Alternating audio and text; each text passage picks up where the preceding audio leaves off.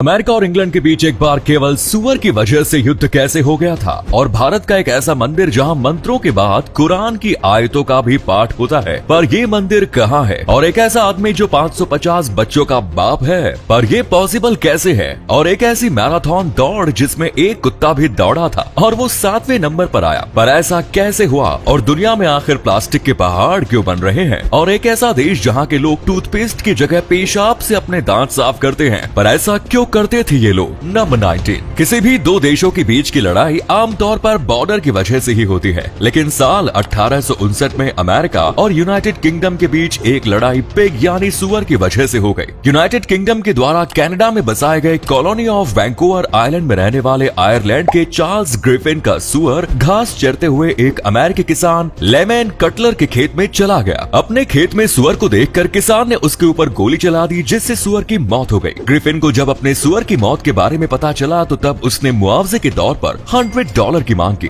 लेकिन कटलर सिर्फ $10 देने को ही तैयार था। दोनों के बीच विवाद इतना बढ़ गया कि ग्रिफिन इस मामले को ब्रिटिश अथॉरिटीज के पास लेकर चला गया और ब्रिटिश अधिकारियों ने कटलर को गिरफ्तार करने की धमकी दे दी। इस धमकी के बाद कटलर ने भी अमेरिकी सैनिकों से अपनी सुरक्षा की मांग कर डाली, जिसके बाद अमेरिकी सैनिक युद्ध की पूरी तैयारी के साथ उस आइलैंड पर पहुंच गए, जहां यूनाइटेड किंगडम के सैनिक भी युद्ध की पूरी तैयारी करके बैठे थे। एक सुअर की वजह से शुरू हुआ विवाद युद्ध की कगार पर पहुंच चुका था। जैसे ही ये खबर वॉशिंगटन और लंदन पहुंची, दोनों ही देशों के शासक ये सुनकर हैरान रह गए और फिर आनंद फानन में बड़े अधिकारियों ने बातचीत से इस युद्ध को टाला। नंबर 18। कर्नाटक के बेलूरू में चेन्नाकेशव मंदिर नाम का एक प्राचीन मंदिर है, जहां हर साल बेहद ही अनोखी परंपरा देखने को मिलती है। इस मंदिर के द्वारा हर साल 3 अप्रैल को वार्षिक रथ उत्सव की शुरुआत की जाती है। इस उत्सव की सबसे खास बात यह है कि ये रथ उत्सव की शुरुआत से पहले मंत्रोच्चारण के साथ ही कुरान की भी कुछ आयतों का पाठ किया जाता है। एक मंदिर के द्वारा आयोजित उत्सव में कुरान का पाठ करने की यह परंपरा सदियों से चली आ रही है और साल 1932 से यह मंदिर के मैनुअल में भी शामिल है। कुरान के पाठ की यह परंपरा दशकों से शांतिपूर्वक चली आ रही थी, लेकिन अब कुछ संगठनों ने इसका विरोध करना शुरू कर दिया है। नंबर 17। हाल ही में RRR फिल्म के गाने नाटू नाटू को बेस्ट ओरिजिनल सॉन्ग का ऑस्कर अवार्ड मिला। इस ऐतिहासिक पल का गवाह बनने के लिए RRR की पूरी टीम इवेंट के दौरान मौजूद थी। लेकिन क्या आपको पता है कि कंपोजर MM कीरावानी और लिरिसिस्ट चंद्रा बोस के अलावा फिल्म के बाकी सभी सदस्यों को ऑस्कर इवेंट में जाने के लिए टिकट खरीदने पड़े थे, जिसके एक टिकट की कीमत थी लगभग 20 लाख रुपए। दरअसल ऑस्कर के नियम के मुताबिक सिर्फ नॉमिनीज को ही इवेंट में फ्री एंट्री मिलती है, इसीलिए MM कीरावानी और चंद्रा बोस को ऑफिशियली एंट्री दी गई। बाकी SS राजामौली, जूनियर NTR और रामचरण, इन सभी को 20-20 लाख रुपए में टिकट खरीदने पड़े थे। नंबर 16। नीदरलैंड्स में लगभग 550 बच्चों के बाप बनने वाले एक शख्स के ऊपर ज्यादा बच्चे पैदा करने के आरोप में केस दर्ज किया गया है। दरअसल मेजर नाम का ये शख्स स्पर्म डोनर है, जो पिछले कई सालों से स्पर्म डोनेट कर रहा है। स्पर्म डोनेट करके ये इंसान अब तक लगभग 550 बच्चों का बायोलॉजिकल बाप बन चुका है। लेकिन नीदरलैंड्स के कानून के मुताबिक स्पर्म डोनेट करने वाला इंसान ज्यादा से ज्यादा 25 बच्चों का ही पिता बन सकता है, लेकिन ये शख्स नियमों को दरकिनार करते हुए 550 बच्चों का पिता बन गया। जब इस शख्स की सच्चाई लोगों के सामने आई तो तब इससे स्पर्म हासिल करके मां बनने वाली लगभग 25 महिलाओं ने साथ मिलकर इसके ऊपर केस दर्ज कराया। नंबर 15। आज पूरी दुनिया में लगभग एक ही तरह से मैरिज प्रपोजल दिया जाता है, लेकिन एंशिएंट टाइम में हर सिविलाइजेशन में अलग अलग तरीके से मैरिज प्रपोजल्स दिए जाते थे। ग्रीक सिविलाइजेशन में मैरिज प्रपोजल देने के लिए लड़के अपनी पसंद की लड़कियों के ऊपर सेब फेंका करते थे। अगर लड़की को प्रपोजल एक्सेप्ट होता था तो वो सेब उठाकर अपने पास रख लेती थी, और अगर प्रपोजल रिजेक्ट करना होता था तो वो सेब को वैसे ही छोड़ देती थी। नंबर 14। मैराथन दौड़ में तो इंसान ही दौड़ते हैं, लेकिन साल 2019 में कनाडा में एक हाफ मैराथन में एक कुत्ता भी दौड़ा। दरअसल लुडिवाइन नाम का ये कुत्ता अपने मालिक से छूटकर गलती से हाफ मैराथन के रनर्स के बीच फंस गया। इसके बाद वो भी धावकों के साथ दौड़ने लगा। रेस के दौरान ये 2 जगह रुका भी, लेकिन फिर से वो ट्रैक पर वापस आकर दौड़ता रहा एंड इवेंचुअली कई सारे धावकों को पीछे छोड़ते हुए 7वें स्थान पर रहते हुए इसने रेस पूरी की।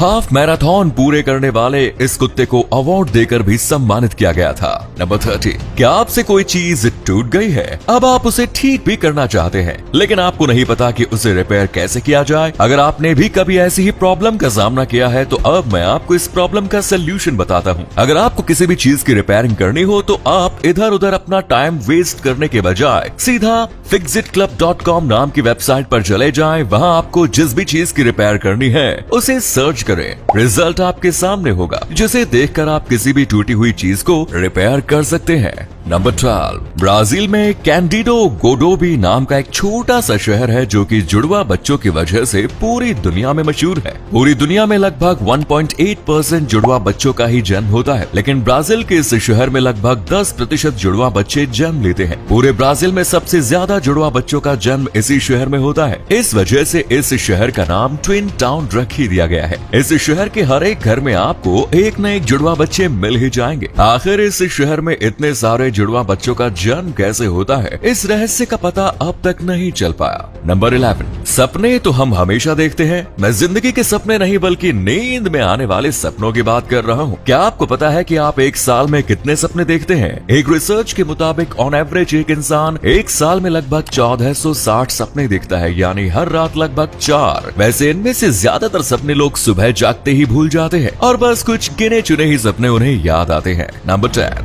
आर्टिकल एंड असाइनमेंट्स वगैरह लिखने में तो लोग चैट जीपीटी का उपयोग धड़ल्ले से कर ही रहे हैं और अब अदालत में जज भी फैसला करने के लिए चैट जीपीटी का उपयोग करने लगे हैं। हाल ही में पंजाब और हरियाणा हाईकोर्ट के जज अनूप चितकारा ने हत्या के एक आरोपी की बेल याचिका पर सुनवाई करते हुए फैसले के लिए चैट जीपीटी का उपयोग किया। जज ने केस के सिलसिले में चैट जीपीटी से सवाल किया कि इस तरह के केस में बेल मिलने की क्या प्रक्रिया है। चैट जीपीटी से मिले जवाब के बाद जज ने आरोपी के बेल खारिज कर दी। रोबोटिक लॉयर तो पहले ही आ चुके हैं, अब लगता है कुछ सालों में रोबोटिक जज भी अदालत में बैठ जाएंगे। नंबर 9, हाथी एक भारी भरकम जानवर है जिसका उपयोग अक्सर लोग सवारी के लिए करते हैं, लेकिन क्या आपको पता है कि हाथी की पीठ बोझ ढोने के लिए नहीं बनी। हाथी का बॉडी स्ट्रक्चर इस तरह का बना होता है कि अगर उस पर बोझ डाला जाए तो उसे परेशानी का सामना करना पड़ता है, और अगर लंबे समय तक कोई हाथी बोझ उठाता रहे तो फिर उसका बॉडी स्ट्रक्चर तक बदल जाता है, जैसा इस हाथी के साथ हुआ। इस हाथी का उपयोग टूरिस्ट को बिठाकर घुमाने में किया जाता था, जिसका अंजाम क्या हुआ वो आप इन दोनों तस्वीरों में देखकर समझ सकते हैं। नंबर 8, शादीशुदा इंसानों की लव स्टोरी आपने बहुत सुनी होगी, लेकिन आज मैं आपको शादीशुदा जोड़ों की एक ऐसी लव स्टोरी बताने जा रहा हूं जिसे सुनकर आप भी हैरान हो जाएंगे। ये घटना बिहार की है, जहां 2 महिलाओं को एक दूसरे के पति से प्यार हो गया।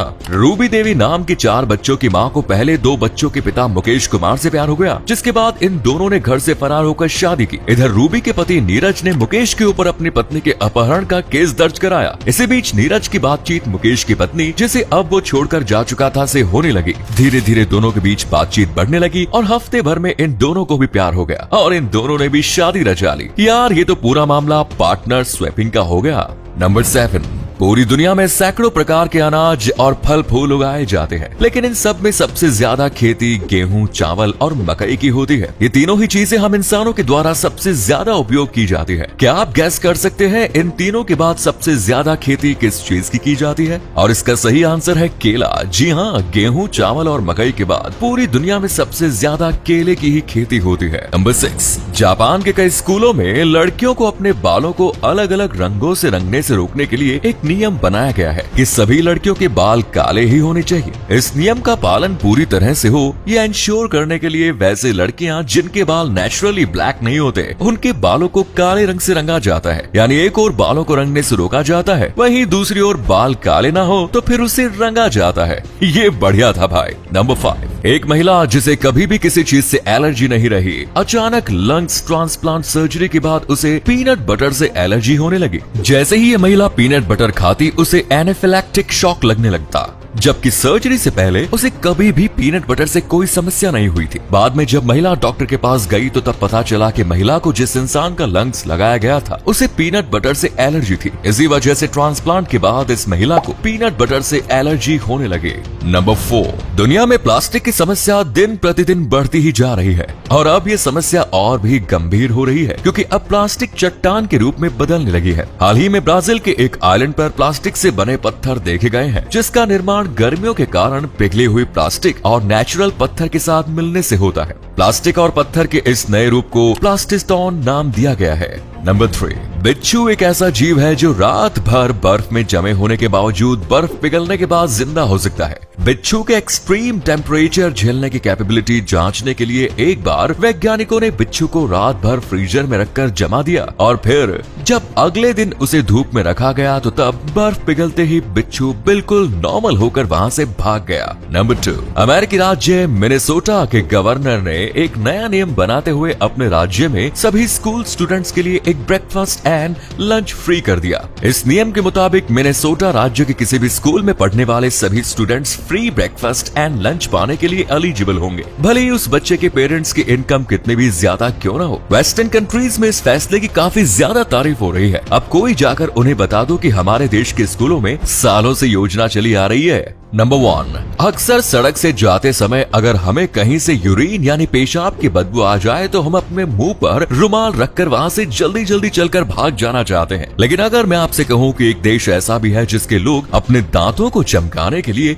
यूरिन यानी पेशाब का यूज करते हैं तो शायद ये सुनकर आपको विश्वास नहीं होगा, पर ये सच है। 17वीं शताब्दी तक रोमन लोग मूत्र का उपयोग माउथ वॉश, टूथपेस्ट और यहाँ तक कि कपड़े धोने वाले डिटर्जेंट के रूप में भी करते थे। लेकिन क्या आपने कभी सोचा है कि इसके पीछे की मुख्य वजह क्या थी? दरअसल पेशाब में अमोनिया होता है और इसमें एक सफाई करने वाला पदार्थ भी होता है जिसके परिणाम स्वरूप सब कुछ अच्छे से साफ हो जाता है। इसीलिए रोमन लोग पेशाब की लाभकारी गुणवत्ता के कारण ही वे इसे अपने दांतों को सफेद करने के लिए माउथ वॉश के रूप में इस्तेमाल करते थे। तो ये थे कुछ अमेजिंग फैक्ट्स। वीडियो को शेयर जरूर करें दोस्तों, ताकि आपके दोस्त और जानने वाले भी जान सके कि आप कितने नॉलेजेबल वीडियोस देखते हैं। धन्यवाद।